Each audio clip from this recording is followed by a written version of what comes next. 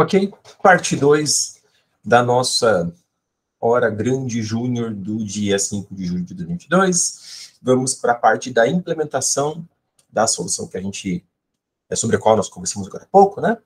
Do problema 1468 do bCrowd, balão, caiu aí na primeira fase da maratona de programação de 2013.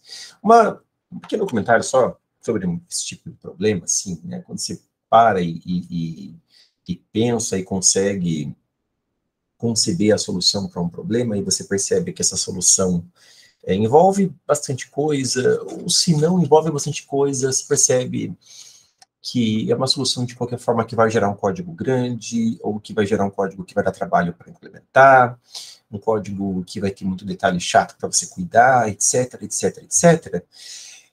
Quando você está numa situação dessas, às vezes a gente fica um pouco assustado, fica com um pouco de medo, né? Se sente um pouco paralisado, assim, você meio que não sabe por onde começar.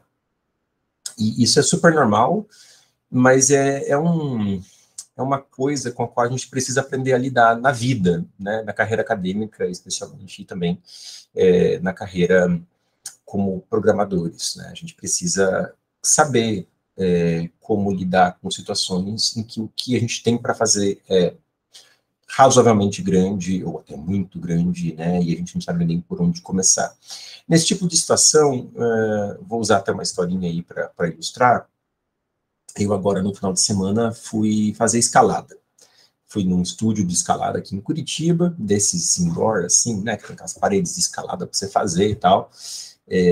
Paguei um pouco de mico, porque eu não sabia que eu tinha problema com altura, mas aparentemente eu tenho.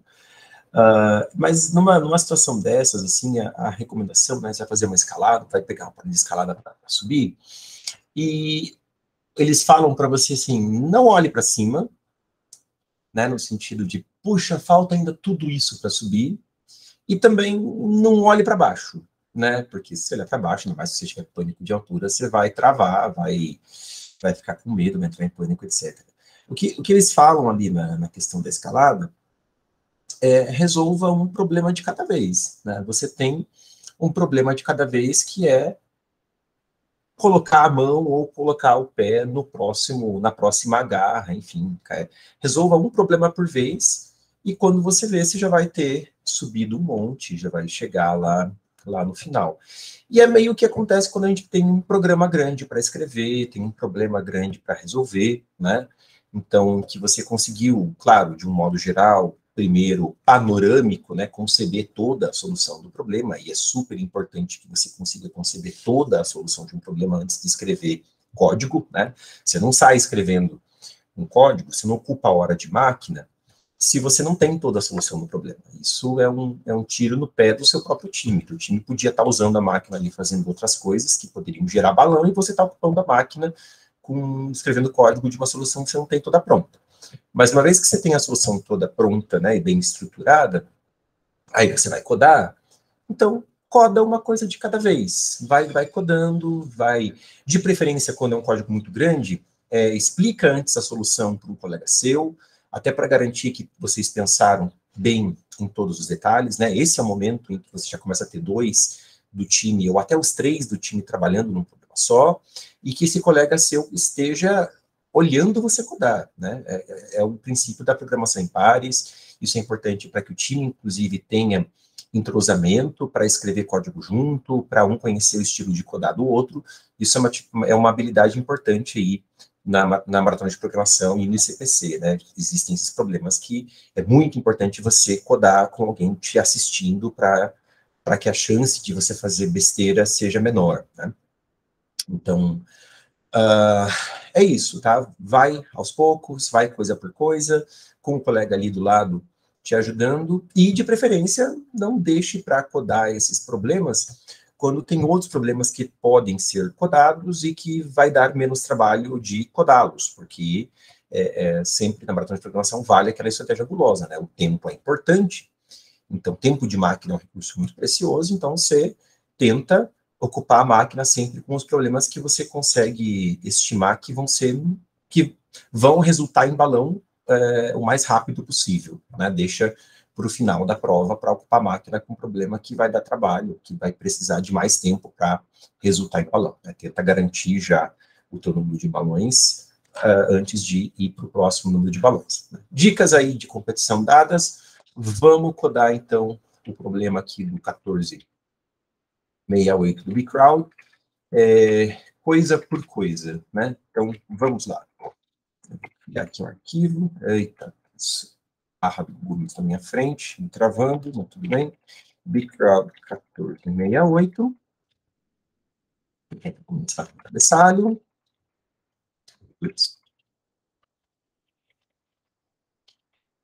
E já vou definindo algumas coisas, né? Aquelas coisas básicas de geometria, né? Aqui tem um ponto, a gente sabe que vai precisar disso, então um ponto é uma estrutura XY,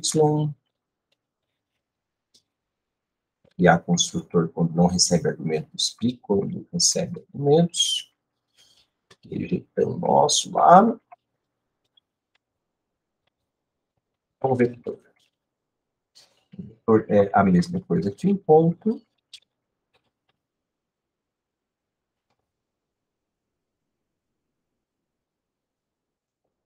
só que ainda vou criar um construtor para vetor, ele recebe 2 pontos, né? Então, a coordenada x de um vetor é bx menos ax, e a coordenada y do vetor, quando recebe 2 pontos A e B, né, do vetor AB, é by menos AI. A estrutura que a gente vai precisar também é a estrutura de segmento. O que é um segmento? O segmento é definido por 2 pontos A e B, quando não recebe nada, e construtor quando recebe os 2 pontos A e B.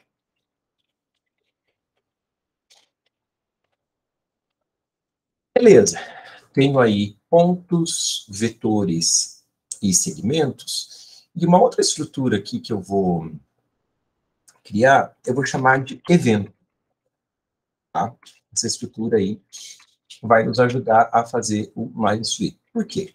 Porque a gente sabe que a gente vai ter lá o número n de segmentos, né? N é o número de segmentos de acordo com a expressão do problema, e C é o número de balões. Os balões são dados só pela coordenada x, né?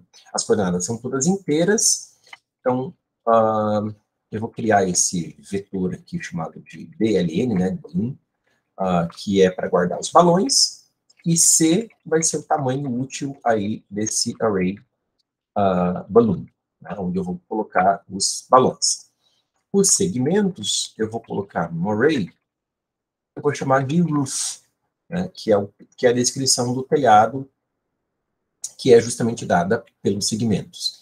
Então, eu sei que o número de elementos nesse array roof é n, né, a quantidade de segmentos, e beleza. Então, eu sei que cada balão ele pode ser indexado por uma coordenada, por um índice i, dentro do vetor balloon.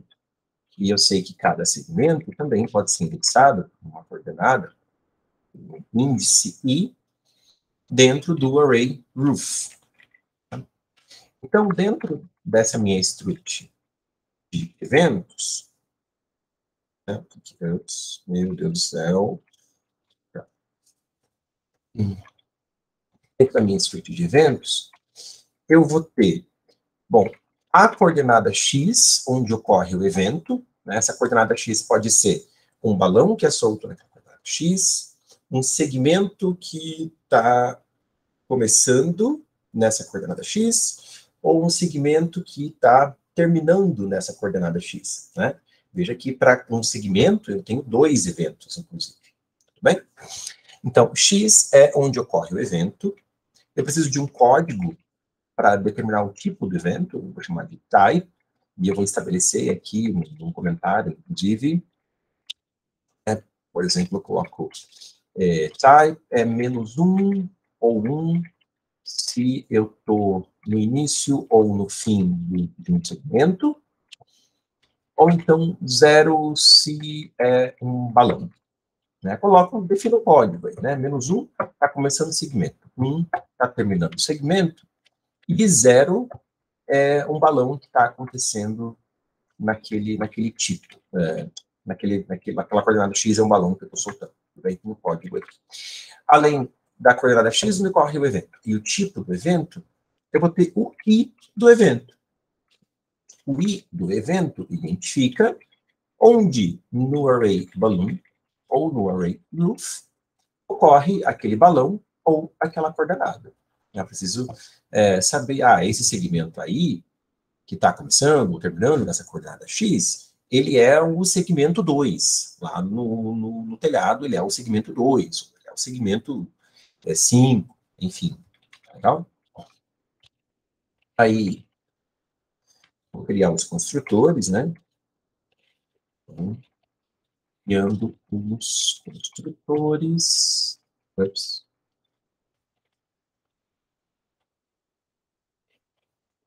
E beleza.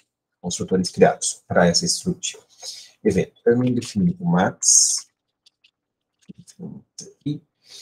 São 10 na quinta elementos, mas eu tenho cada segmento, por exemplo, corresponde a 2 eventos, balões também 10 na quinta, e eu vou ter aí um vetor de eventos.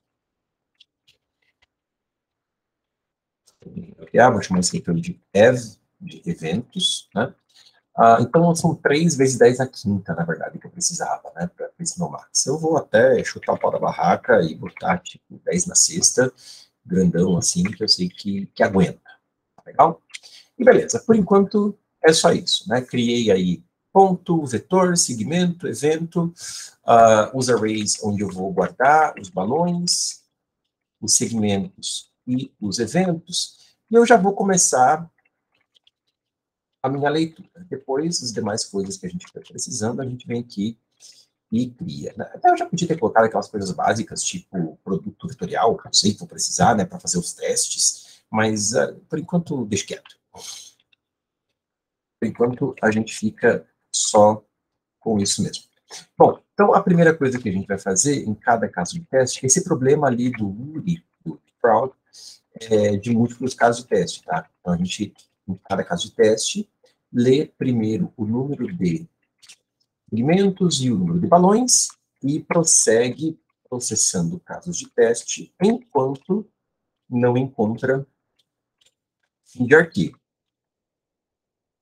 A cada caso de teste, a gente vai primeiro ler os segmentos. Então, tem uma variável aqui.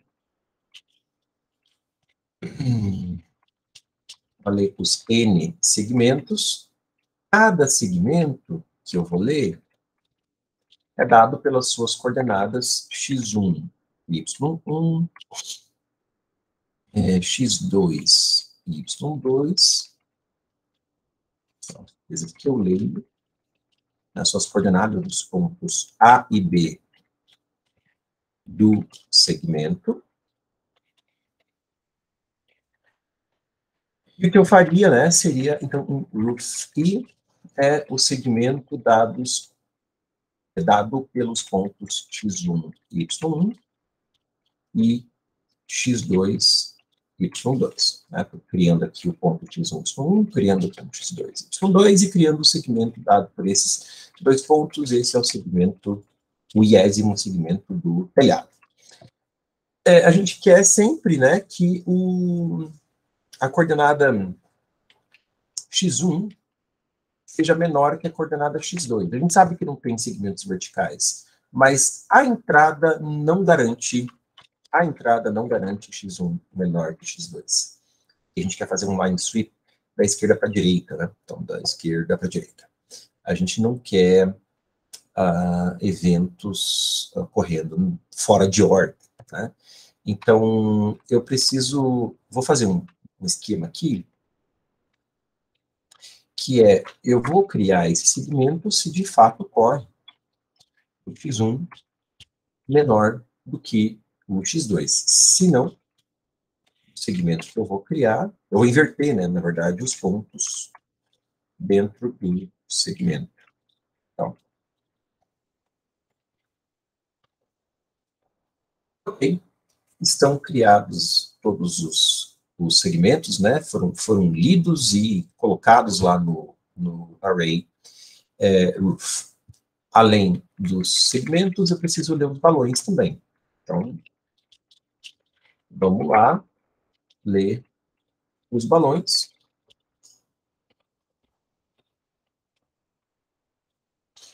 Estou lendo o balão na coordenada x. E eu vou, então, saber que o iésimo balão ocorre na coordenada x. Tudo bem? Cada segmento, além de colocar no array roof, eu preciso criar os dois eventos associados a este segmento.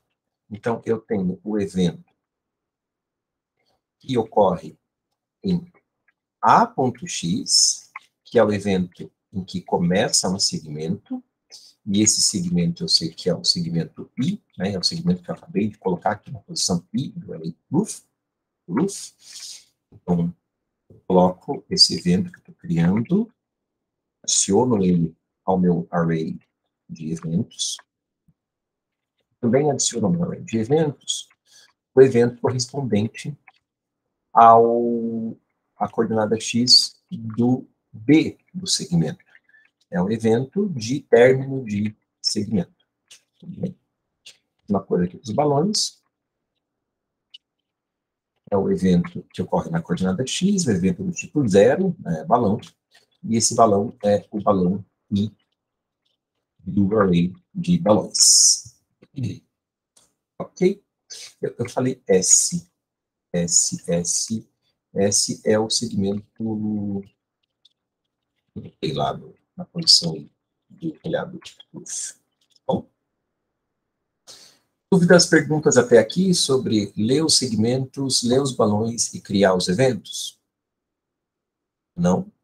Veja que os eventos aqui estão fora de ordem, né? Porque eu posso ter, eu criei os dois eventos já associados a um segmento juntos, mas pode ter balão no meio, pode ter outros eventos no meio, eu preciso ordenar os eventos, porque eu quero, é justamente a ordenação do array de eventos que vai fazer o line sweep. Né? O line sweep, claro, é só uma ilustração, ele ocorre na nossa cabeça, a gente não vai ter uma reta mesmo passando pelo plano, mas o que a gente vai fazer, na verdade, é ordenar os eventos e considerar eles um por vez na ordem em que seria a mesma ordem em que esses eventos seriam visitados, com essa reta que cruza o plano, né, que atravessa o plano. A reta atravessando o plano é uma ilustração de um fenômeno contínuo, e que aqui a gente vai considerar apenas discretamente, né, de modo discreto, os eventos que nos interessam, que é quando essa reta, que no contínuo, na nossa imaginação, está cruzando o plano, passa por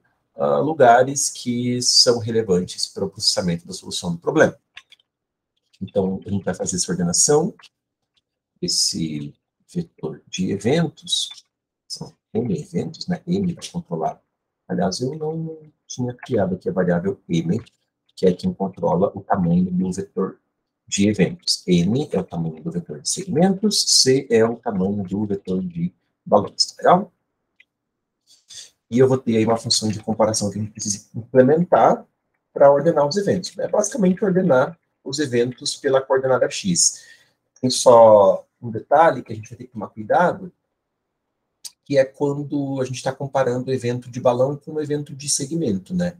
Aí tem que tomar cuidado para que, se for começo de segmento, o segmento seja considerado antes do balão, e se for término de segmento, que o balão seja considerado primeiro que o segmento. Né? Então, a gente já conversou sobre isso.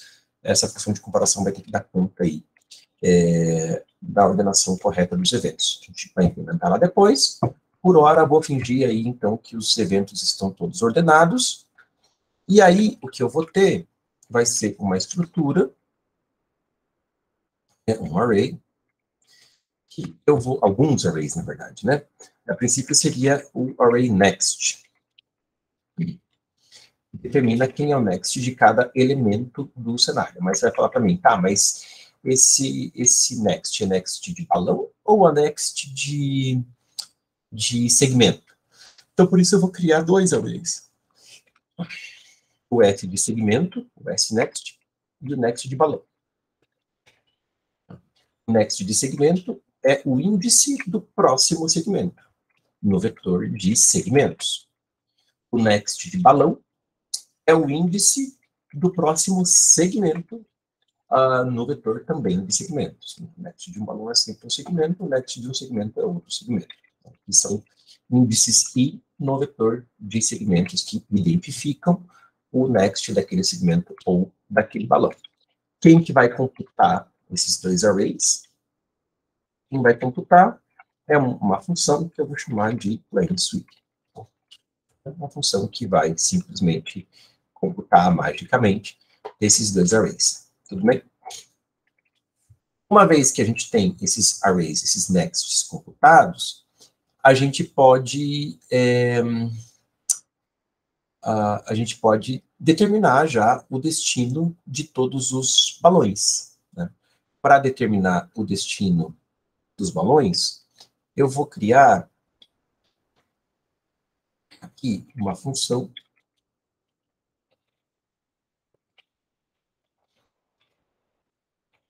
eu vou chamar de destino, né? Dado um ponto x, uma coordenada x, na verdade,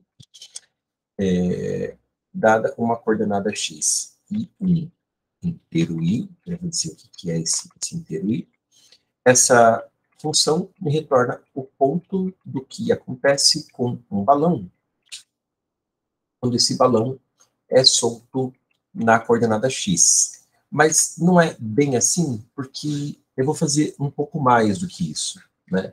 Eu sei que se um balão não tem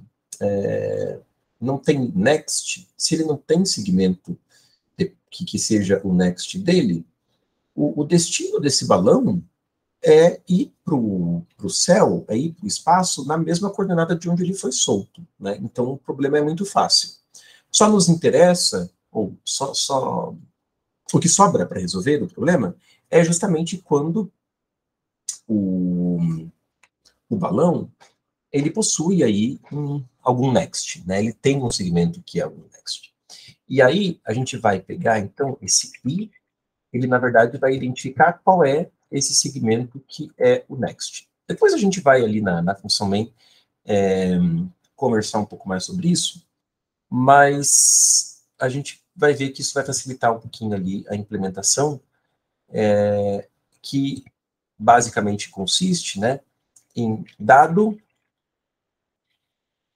que eu estou num segmento identificado por um índice i, e eu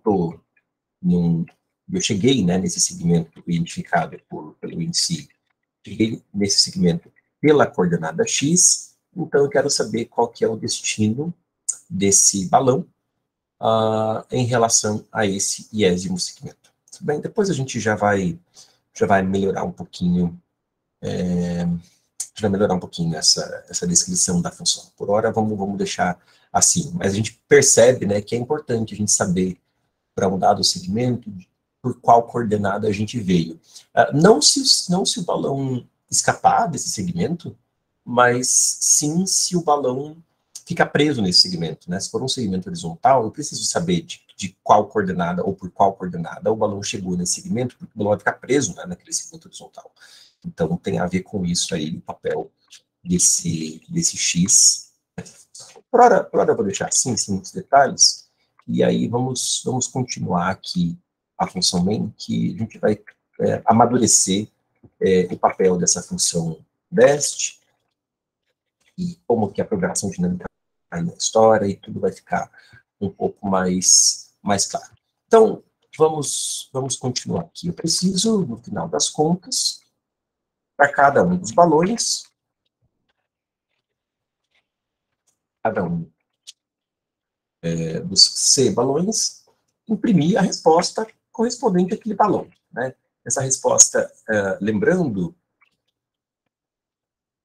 ela pode ser um ponto, né, do tipo, sei lá, 5, 2, Ela pode ser um ponto, quando o balão fica preso em um segmento horizontal, ou ela pode ser só a coordenada x por onde o balão escapou para o espaço. Eu vou convencionar aqui que, nesses casos, o ponto, na verdade, que inclusive vai ser retornado aqui por aquela função best, esse ponto ele vai ter coordenada menos 1. E daí, quando for menos 1, eu não imprimo a coordenada y, eu só imprimo a coordenada x, tá? Só para facilitar um pouquinho aqui a implementação. Uau! Apagar a notificação do Dropbox que apareceu aqui na minha cara. Beleza. Então, para cada balão, eu tenho que dar a resposta correspondente àquele balão.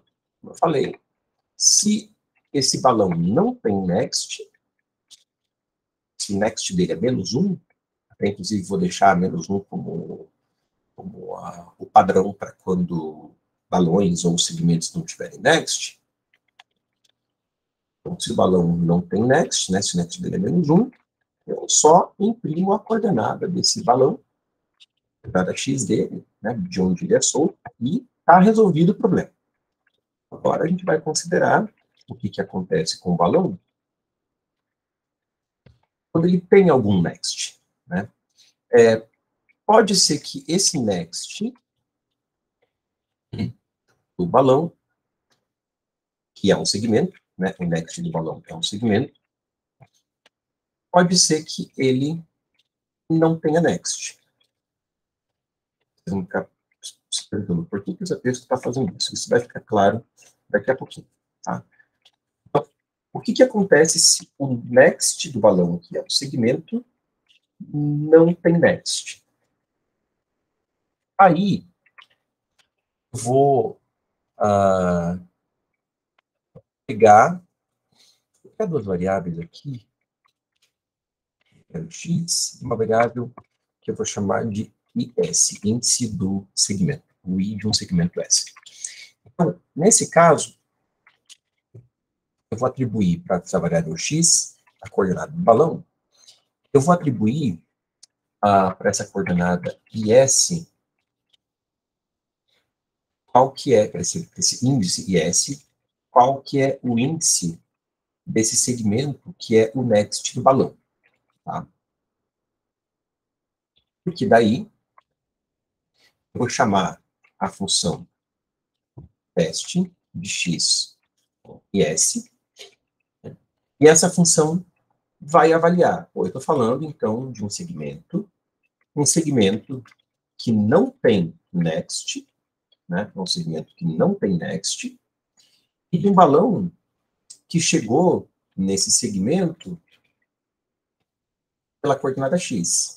Estou falando do segmento IS, que um balão chegou nele pela coordenada x, esse segmento não tem next, e eu quero saber qual que é o destino do balão.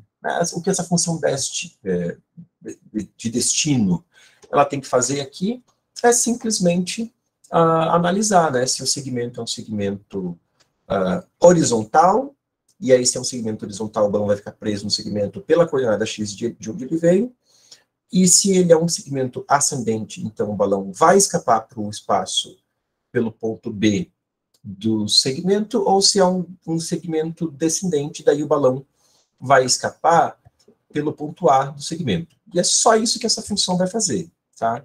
Vai retornar aí o ponto P, que descreve para onde o balão foi parar, por ter batido nesse segmento que não tem next, tá? Eu já vou até, para não me perder na solução, colocar um comentário aqui, né, que o segmento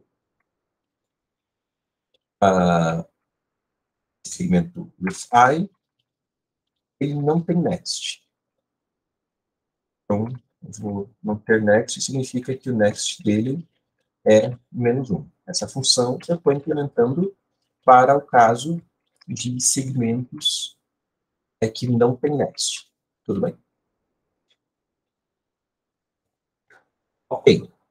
Agora, e aí se eu recebi lá aquele ponto P, eu vou imprimir a coordenada x desse ponto P. E, a princípio, eu também imprimiria, né, a coordenada y desse ponto P. Só que eu só posso imprimir a coordenada y desse ponto P se essa coordenada não é menos 1. Então, eu vou fazer isso aqui. Se o y é maior que menos 1, daí eu também imprimo a coordenada y desse ponto P. E, em todo caso, eu também imprimo de barra n, né? Beleza, então a gente tem aqui uma função que recebe uma coordenada x, e recebe um segmento que não tem next, e determina para onde vai um balão que chega nesse segmento pela coordenada x. Ok? Quando o next do balão não tem next, ok, está resolvido o problema. Então agora, falta resolver o problema no caso em que o next do balão ali também, que é um segmento, né? Também tem next. E aí, se ele tem um next, veja que é importante a gente ir seguindo a cadeia de nexts, né? Então, eu pego um segmento que tem next, então eu vou olhar o next desse outro segmento, e o next do next, etc, etc. É importante a gente seguir essa cadeia de nexts, e a gente vai fazer isso com certeza com uma programação dinâmica, só que a gente sempre tem que lembrar, para cada um desses segmentos que a gente vai seguindo nessa cadeia de next, por qual coordenada x que a gente chegou nesse segmento. Porque a coordenada x, por onde a gente chegou nesse segmento, ela é importante, né? Ela é importante justamente para o caso dos segmentos horizontais, em que o balão fica preso na coordenada por onde ele chegou. Então, não é simplesmente fazer com que essa cadeia, que essa DP, vá até o último segmento onde ela consegue ir. Porque se ela for até o último segmento onde ela consegue ir, a gente perde informação, né? A gente perde informação de por onde que o segmento, por onde que o balão chegou naquele segmento. Então, aproveitando o que eu estou numa situação em que o segmento com certeza tem um next, eu vou seguir a DP, vou fazer a programação dinâmica, seguir essa cadeia de nexts só até o penúltimo segmento. O penúltimo segmento existe, porque se não existisse, já estaria no caso anterior, né, de que o next do balão não tem next. Então, é o único caso em que o destino, o último dos segmentos na cadeia de nexts, não tem um segmento anterior.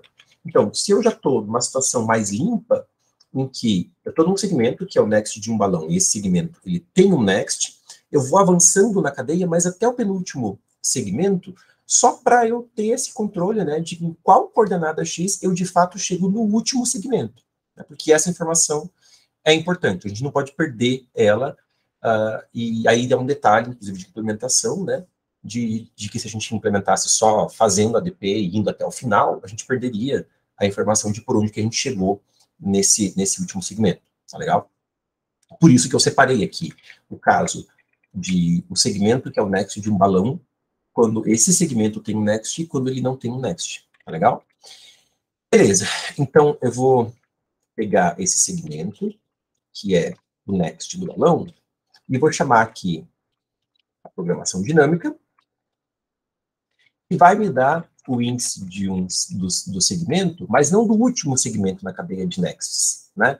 Não é o next, do next, etc., do balão até eu não conseguir mais, mas sim do penúltimo, né? É claro que depois eu vou pegar esse índice do penúltimo e ainda vou querer fazer, o next dele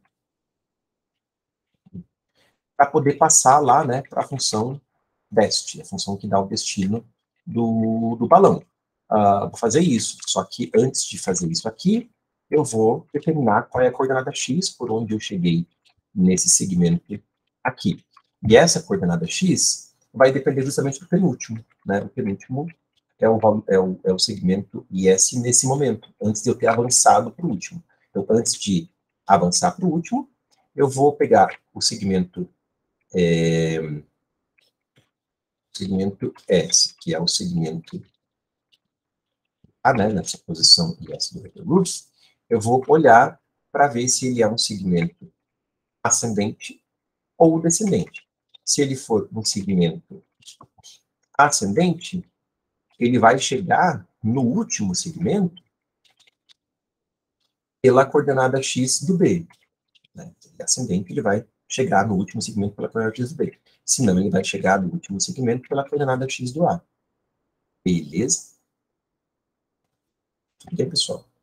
Eu estou tentando ser o mais didático possível para a explicação, mas eu sei que o negócio aqui exige uma certa abstração, aí exige, talvez, reflexão, desenhos e tal. Então, não se sinto mal se em algum momento vocês perderem aí um pouco do fio da meada, tá legal? Mas a função main é isso. Aí a gente só precisa agora implementar o line sweep, basicamente. Tá? E a programação dinâmica também. Alguém tem algum comentário, pergunta para fazer? A função main?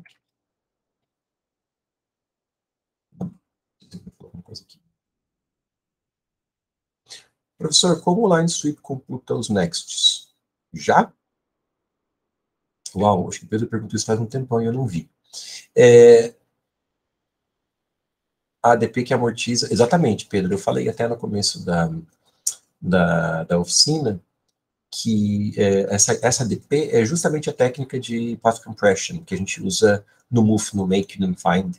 Né? É exatamente a mesma técnica. A gente vai, quando a gente segue aquela cadeia de pies, a gente já comprime todos os caminhos para que apontem direto para o último cara na cadeia de pies. Né? Isso é uma programação dinâmica, mas assim, até chamar de programação dinâmica é chique demais, né? É só técnica mesmo de compressão de caminhos, que é o que a gente está fazendo aqui. Só que ao invés de comprimir até o final do caminho, na sequência de nexts, a gente está comprimindo até o penúltimo cara do caminho.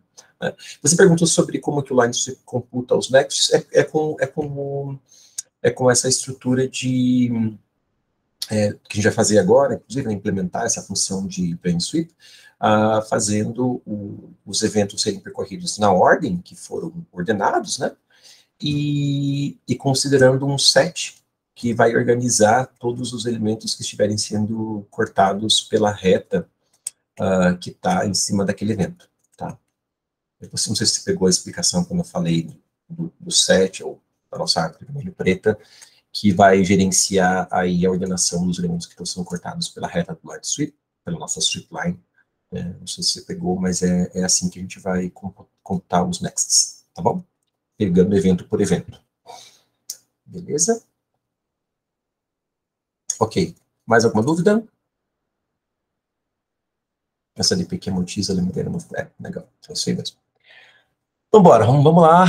Temos ainda mais um pouquinho de código para fazer. Então, vamos fazer. Né? Como falei, lembrar da escalada. Né? É uma garra de cada vez. Não olha nem para cima, não olha nem para baixo. Vai uma coisinha de cada vez e quando você vê, você chegou lá. Importante isso para a vida de vocês, tá? Bom, eu estou virando coach com um discurso barato de empreendedorismo de palco, mas tudo bem. Vamos lá. Bom, deixa eu pegar uma variável J aqui.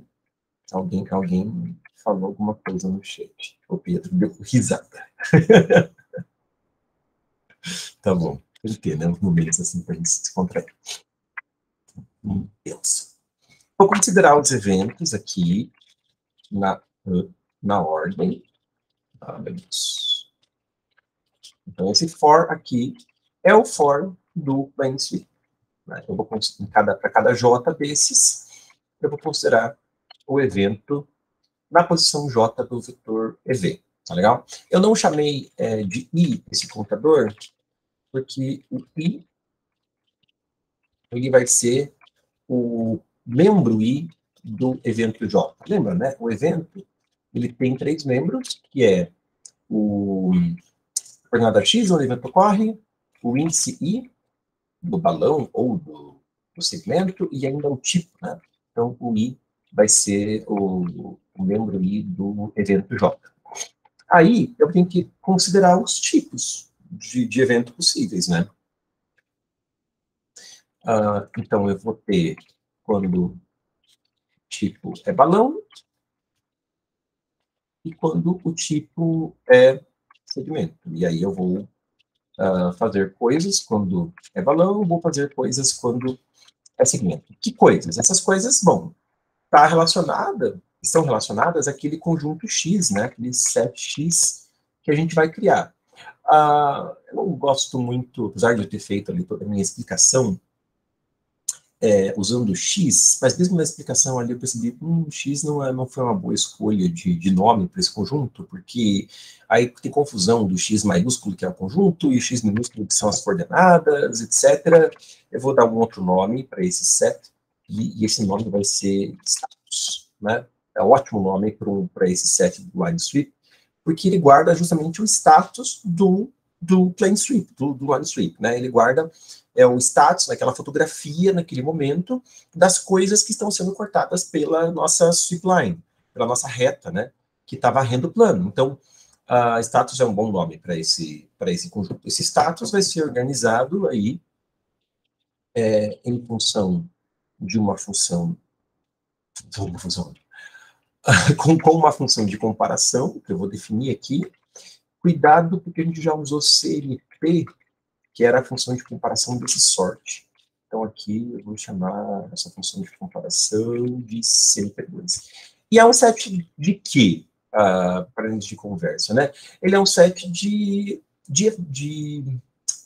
índices, de inteiros, que identificam as posições justamente aí, né, do nosso telhado, as posições dos segmentos do nosso telhado, né? Esse é o set status que a gente quer criar. Você vai dizer, pô, mas só os índices I do telhado que nos interessam? Não nos interessam também os índices I do balão? Aí você pode pensar um pouquinho que o balão não precisa entrar no conjunto X, né? Porque, veja, o segmento ele entra no conjunto X quando a gente passa pelo A do segmento, e ele sai do conjunto X quando a gente passa pelo B do segmento. O balão ele entraria e sairia do conjunto, né? Ele entraria e sairia do status. Então, não faz sentido colocar o balão. A gente só precisa, quando vai considerar o balão, que o status tenha toda a informação que a gente precisa lá dentro, né? Então, tem aquela questão do desempate lá entre balões e segmentos, que essa questão vai ser considerada justamente pela função de comparação do sort aqui. Tendo os eventos de segmento e de balões considerados na ordem correta, e aí você sabe, então, que na hora de processar um evento do tipo balão, o status contém toda a informação que ele precisa conter, beleza, então você já pode saber, já pode determinar quem é o next daquele balão, o next do balão I, que é tudo que você quer saber. Tudo bem? Só preencher aqui as coisas do C++, né? Então é um set de inteiros, e a gente quer passar uma função de comparação para a organização desse set, né? Então a sintaxe é meio chata, isso aqui, certo? Uma função de comparação, que é essa função de CM2, que eu vou passar para a organização desse set de inteiros.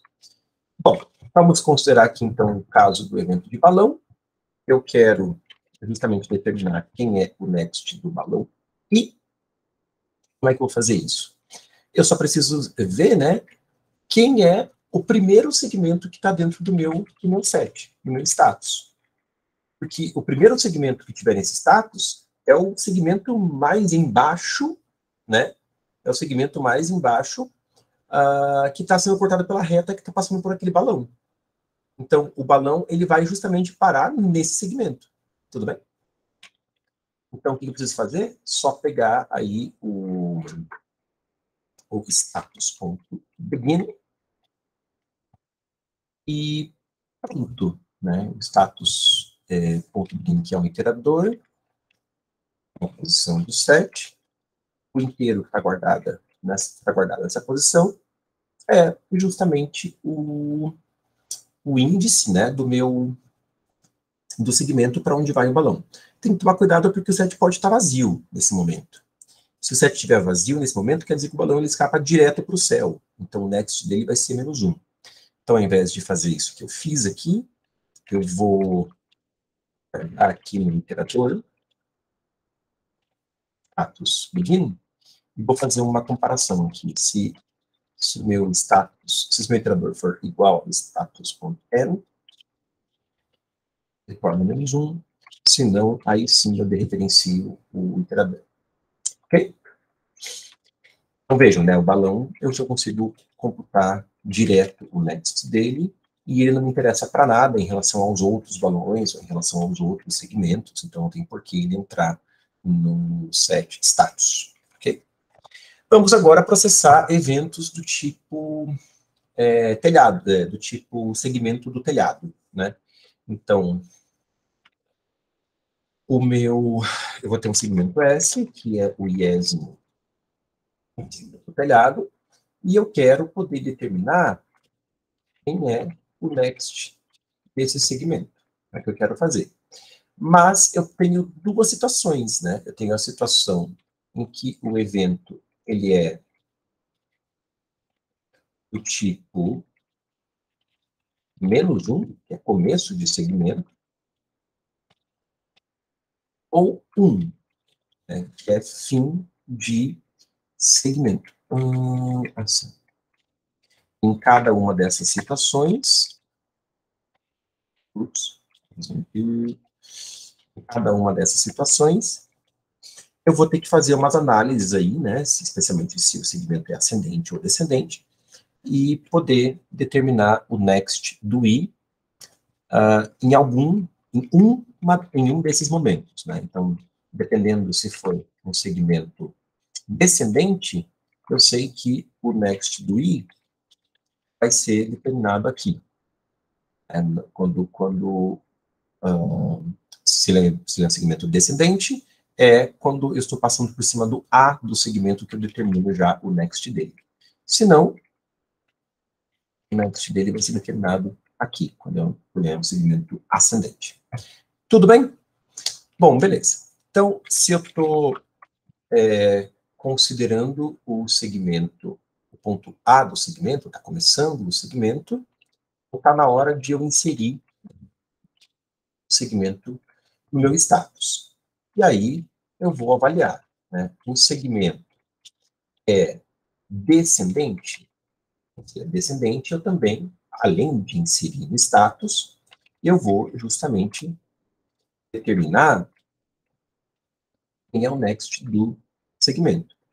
Então, para determinar o next do segmento, o que eu vou fazer? Né? Bom, eu já inseri o segmento no meu status. O que eu posso fazer é achar esse segmento que eu acabei de inserir lá no meu status, e uma vez que eu peguei o iterador e encontrei o segmento, eu vejo quem é o próximo segmento nesse status. Esse próximo segmento status é justamente o segmento que é o next do meu segmento I. Claro que tem aquela situação, né, porque esse próximo segmento pode não existir. Pode ser que o segmento que eu acabei de inserir, ele está na última posição do set, no meu container. Então, se depois que eu incrementei aqui esse meu iterador, se eu encontrei já o fim do set, aquele segmento não tem next, o next dele é -1. Se não, aí sim eu referencio o segmento. Tudo bem? Agora, no caso em que eu estou no fim de um segmento, né, o tipo é igual a 1, não é igual a -1, eu vou remover o segmento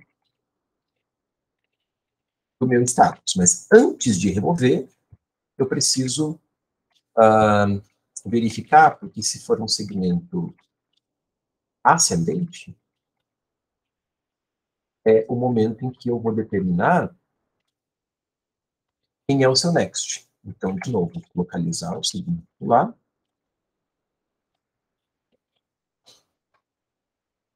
Localizo o segmento I no set status, avanço o iterador, Daí eu vou determinar, então, que o next do segmento I, se não tinha próximo segmento no set, é menos 1. Agora, se tinha, eu vou referenciar o operador. Tem só um pequeno detalhe dos segmentos horizontais, né? Segmento horizontal não está sendo considerado. E segmento horizontal sempre vai ter que ter o next igual a menos 1.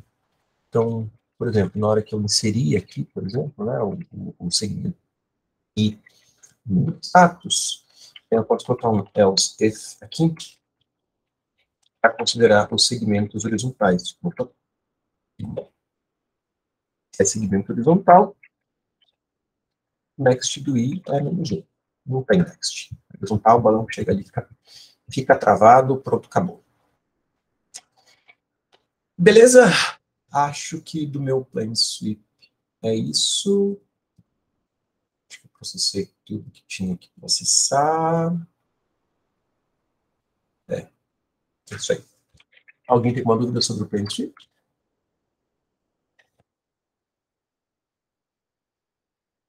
Então, vamos... a gente tem que implementar mais umas funçõezinhas aqui, né? ADP... Acho que vamos começar pela ADP. Depois a gente vem aqui e faz as comparações, tá? A gente do sort e tem o SMP2, que é a comparação do set. Mas eu vou... Aí, tem ainda o best, né? Implementar. Então, vamos começar pela ADP. Tem algo desse... bom, eu vou avançando o next, isso, isso aqui é apenas para caras, né, para posições do telhado. Aliás, aqui eu escrevi roof, aí, certo? Ah, não, aí é um segmento, né? O next do segmento I. Aqui é só para o caso em que o segmento I tem um próximo, né? Porque eu vou avançando na cadeia justamente até o penúltimo cara da cadeia. Então, só posso chamar essa função DP se o iésimo segmento tem um próximo segmento. Né? Inclusive, a base da minha DP vai ser quando esse próximo segmento não tiver próximo.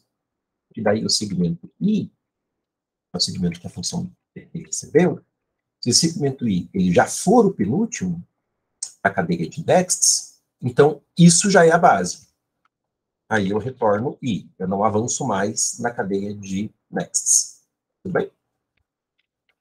Se não, eu vou justamente chamar a função do próximo. Quer dizer, se o I não é o penúltimo da cadeia, então eu chamo a função para o próximo. Se não, retorno o I, que eu vou avançar nessa cadeia de nexts até o penúltimo só, não até o último.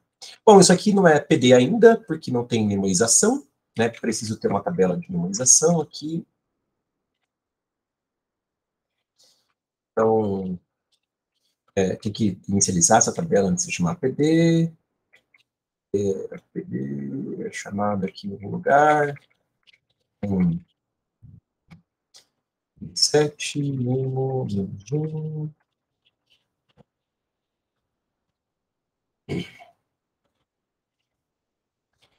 se o estado I já está computado, só retorna. Se não, faço o que tem que fazer gravando na tabela de memorização. Agora sim, isso aqui é uma programação dinâmica. Ok? Vou implementar já essa função teste, que considera segmentos que são o último segmento, né, que não tem next, e chegou um balão neles pela coordenada x. Então, ó, segmento S do qual estou falando está na posição I do array roof. Se é um segmento horizontal, O ponto que eu tenho que retornar é justamente o ponto cuja coordenada x é a coordenada x que eu recebi, né? E cuja coordenada y é essa coordenada y aqui, que é comum aos pontos A e B daquele segmento. Segmento horizontal. Então, essa coordenada y é ali que vai ficar travado o balão. Agora, se há um segmento ascendente, então o ponto é que ele vai escapar pela coordenada x do ponto B, porque é um segmento ascendente. Ele vai escapar para o céu nessa coordenada x do ponto B, e eu vou colocar, então, na coordenada y um valor menos 1 para saber que o ponto que o balão escapou para o céu. Senão, o ponto vai escapar pela coordenada x do ponto A.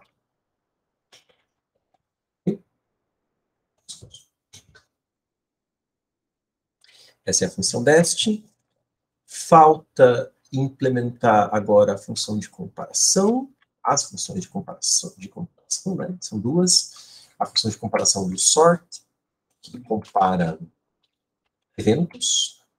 Então, vamos lá, vamos implementar a função de comparação CMP, que é para o sort, que recebe um evento E e um evento F, que diz se o evento E deve preceder o evento F. Bom, no caso dos dois eventos serem eventos de segmento, é muito fácil. Basta eu ver, né, se o x do evento E é menor que o x do evento F. Aí o evento E tem que preceder o evento F, se forem ambos, né, eventos de segmento. Se tiver balão na jogada, se um deles for balão, evidentemente que os dois não vão ser balão, né, não vai ter dois balões na mesma posição, mas um deles pode ser balão. Então, vamos supor, primeiro aí, que o evento E é um evento de balão. Então, o evento E sendo um evento de balão e o evento F sendo um evento que não é de balão, mas de modo que ambos ocorrem na mesma coordenada, porque é quando me interessa, né? É quando ambos ocorrem na mesma coordenada. Até porque podia ser o caso de, sei lá, um evento de segmento com um evento de balão, mas que não ocorre na mesma coordenada. Aí, assim, realiza essa comparação aqui e fica feliz, e tá tudo bem. Ou mesmo, e se fosse, né? Imagine que tivesse dois balões na mesma coordenada também. Realiza essa comparação, porque a função de comparação ela tem que retornar o valor da relação de ordem estrita, né? É quando o evento E obrigatoriamente tem que preceder o evento F. Então, se fossem os dois eventos de balão ocorrendo na mesma coordenada, o E teria que obrigatoriamente preceder o F se o x do E fosse menor que o x do F. Sendo o E evento de balão e o F evento de segmento, eu só vou fazer alguma coisa especial se ocorre na mesma coordenada, senão eu também vou só comparar a coordenada x do E com a coordenada x do F e vai embora, né? E aí sim que eu já consigo determinar quando obrigatoriamente o evento E tem que preceder o evento F ou não.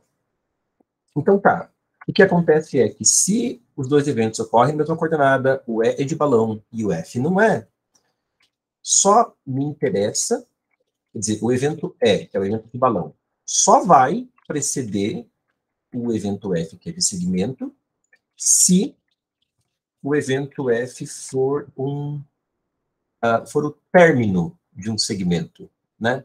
Porque é quando o segmento termina que eu preciso considerar obrigatoriamente o balão primeiro, certo? Então, se o evento F termina, se o segmento F termina, eu considero o balão primeiro. Aí eu tenho, então, essa obrigatoriedade. Tem o caso simétrico, né? O caso simétrico é quando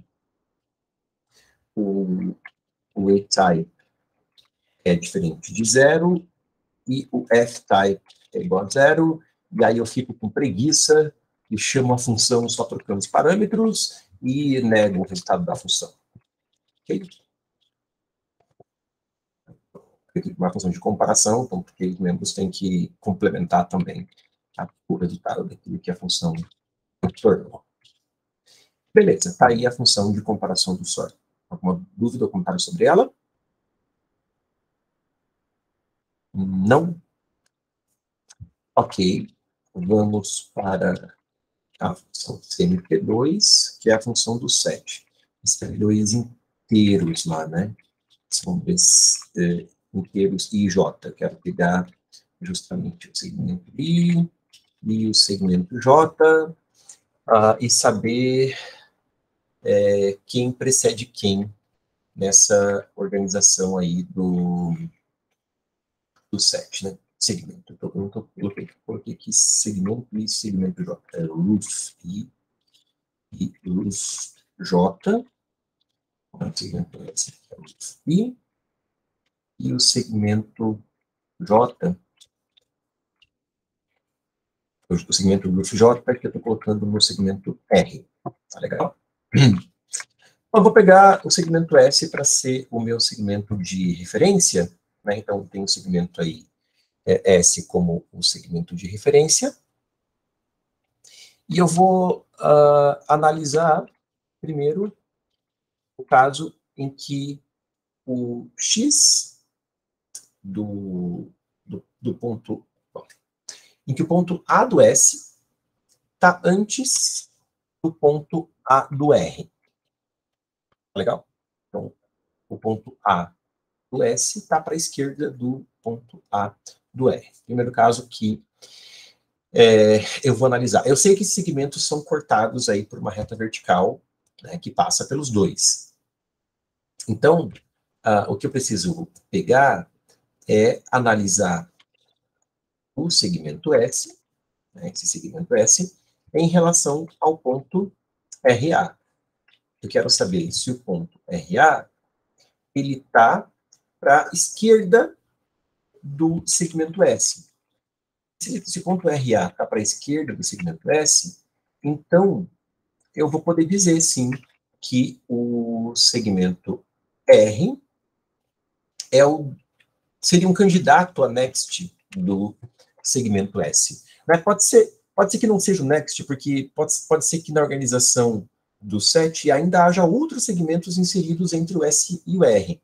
Mas aqui a função de comparação só leva em consideração dois segmentos. Quer dizer, eu estou pegando o segmento S e o segmento R. Né? Se fossem os dois únicos segmentos do set, eu teria que ter o R depois do S, nesse caso, para saber que o next do S é o R. O que eu quero determinar aqui é, se esses dois segmentos, S e R, fossem os únicos segmentos do set, o R seria o next do S, e o R só seria o next do S se o RA estivesse para a direita do segmento S. Né? O RA estar para a direita do segmento S quer dizer que eu estou pegando o vetor SA, SB, né? E o vetor SA, RA, né? Estou fazendo um vetorial aí de SA, SB, que é o próprio segmento S, e SA, RA, e esse produto vetorial tem que dar positivo. Né? Então, o produto vetorial tem que dar positivo, está para direita, né? Lembra da história do menor que zero, igual a zero, maior que zero? Então, o R vai vir depois do S no set, se o produto vetorial dá positivo. Aí está para a esquerda. Né? Aí o R está para a esquerda do S, produto vetorial positivo. Eu escrevi cruz ao invés de... Beleza? Então, quero ver o produto vetorial positivo. Se não, se o R, se o A do R não vem depois do A do S, aí bom, é o simétrico, né? Aí é produto vetorial negativo, mas eu só vou ter que colocar em referência ao R agora, né? Então, em referência ao R. Pego o RARB e o RASA, e esse produto vetorial tem que dar negativo. Beleza? Aí a função de comparação, eu não implementei produto vetorial. Produto, né? Produto vai multiplicar coordenadas, é sempre bom fazer isso com long. Então, deixa eu chegar aqui e long cross, recebe dois vetores. É o x vy menos o y vx. Ufa, eu acho que foi tudo. Eu acho que a gente conseguiu rodar tudo. Alguém viu alguma coisa que falta aí? Não? Vamos compilar e testar? Eu gastei bastante tempo codando, né? Mas é bom a gente fazer esses códigos juntos, assim.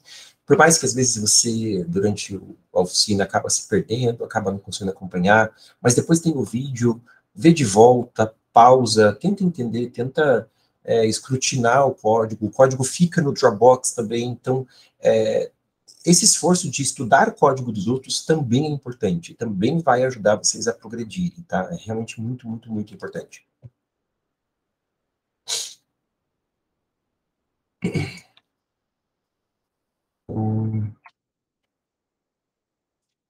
Beleza. 8.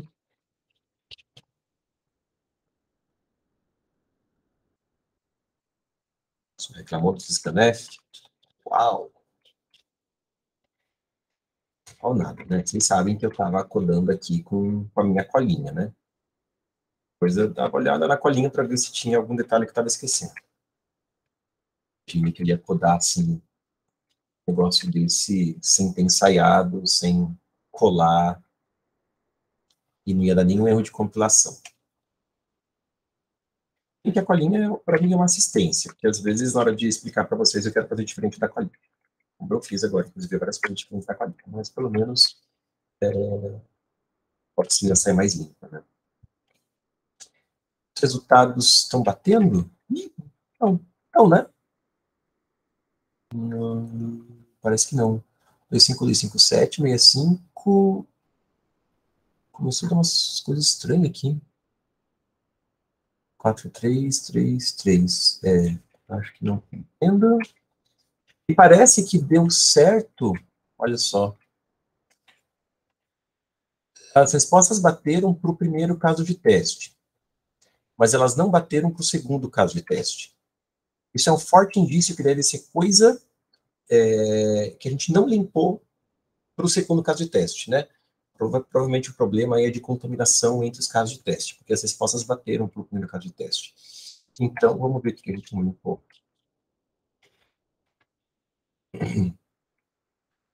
Provavelmente, ó, o N a gente leu. Aqui, ó. O N a gente leu, o número de balões a gente leu. O M é o número de eventos. Os eventos foram...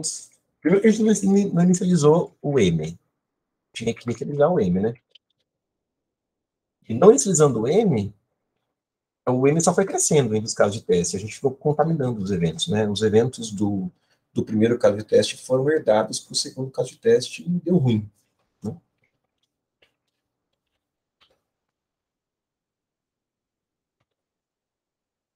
Beleza. Parece que bateu agora. 1783. Então, aí vocês veem como eu sou desastrado, né? Nem com colinha, nem com ensaio, eu, eu faço o negócio certo. E eu não sei por que, que o Bcrowd agora tá com esse negócio de ficar selecionando todas as imagens que tem trator. E eu sou péssimo com essas coisas, cara. Aí eu começo a me questionar se eu sou um ser humano ou se eu sou um robô mesmo. Impressionante. Você é um humano, aí você não passa um teste desse, aí você fica se questionando, será que eu sou um humano mesmo? Hum, tá. Runtime error. Meu Deus, o que eu fiz? Não, vamos comparar com a colinha. O ensaio, porque o ensaio passou.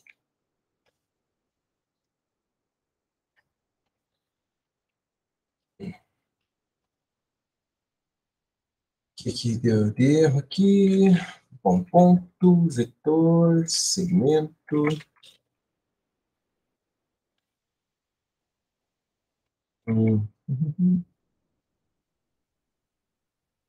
O tamanho do max está apropriado. Comparação.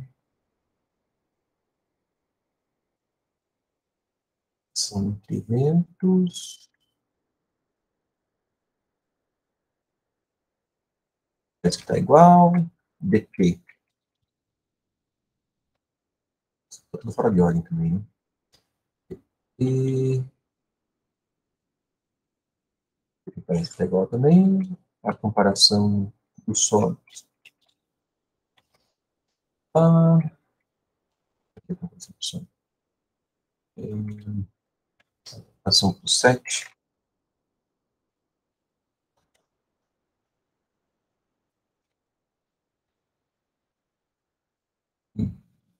Maior que 0. 0.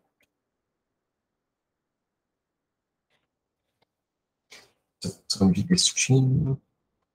Abaixo aqui.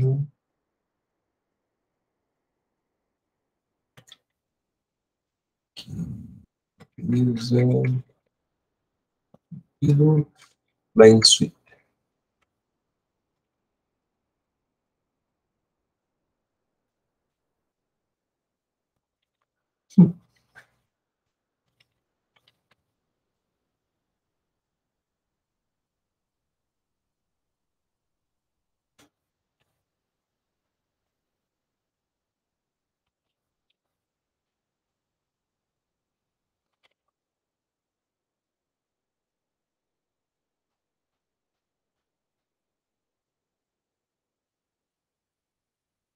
Olha aqui. Oi. A inicialização do iterador está diferente. A inicialização do iterador. Não, desculpa. Eu vi errado ali, perdão. Tranquilo, tranquilo. Vocês me...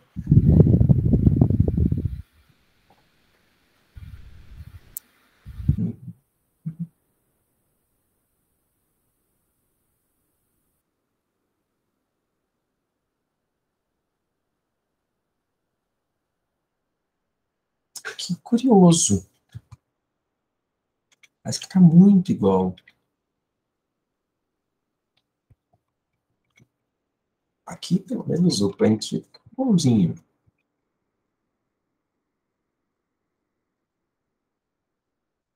Só onde que poderia dar um runtime error?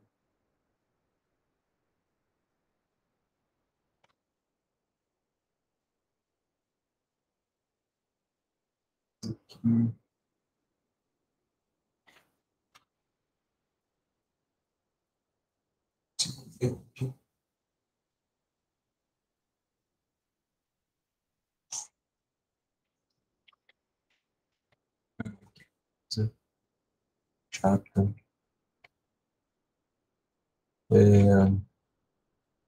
Aí, código. Vamos conferir aqui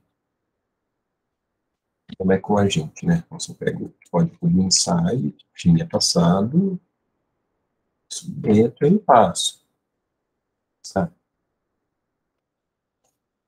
Que vai que é um problema de crowd. Né? Sempre pode ser um problema de crowd também. Não é impossível. É improvável, mas não é impossível.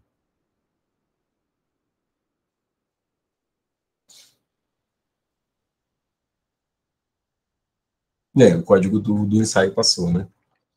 Puxa vida.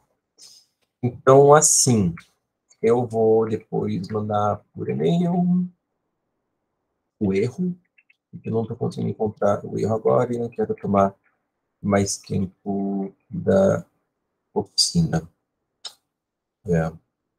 Então, é. Eu vou deixar para procurar o erro depois. Bom, ninguém tem uma ideia, né, de por que está dando esse runtime.